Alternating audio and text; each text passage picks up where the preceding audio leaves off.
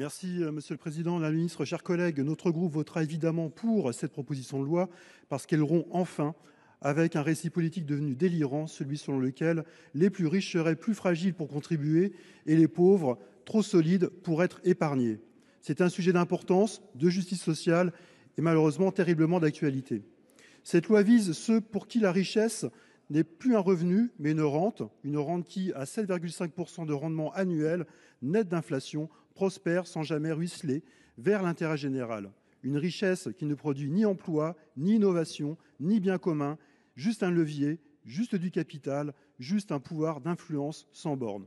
Et pendant ce temps, les services publics trinquent à l'image de l'hôpital, de l'école, des collectivités locales qui doivent faire plus avec moins jusqu'à l'épuisement. Face à cela, que nous rétorque-t-on? Qu'il ne faudrait pas renvoyer un mauvais signal aux grandes fortunes, qu'un impôt minimum de 12%, même au-delà des 100 millions d'euros du patrimoine, serait une agression? Mais enfin, chers collègues, depuis quand la justice fiscale est-elle devenue un risque? Depuis quand la République doit-elle s'excuser d'exister face aux intérêts privés? L'ironie, chers collègues, c'est que vous continuez de parler le langage de la rationalité économique tout en défendant une situation d'absurde irrationalité.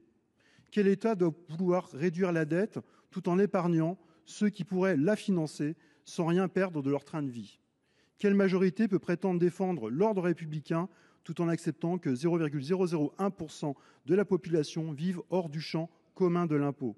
Ce n'est pas une politique, c'est un privilège de plus et des plus indécents. Aussi, nous disons que ce texte aujourd'hui est une mesure de justice et de santé démocratique. Nous pensons en effet que ce texte est le seul à pouvoir redonner du sens au mot égalité, cette belle idée inscrite au fronton de nos mairies. Et je vous remercie. Merci.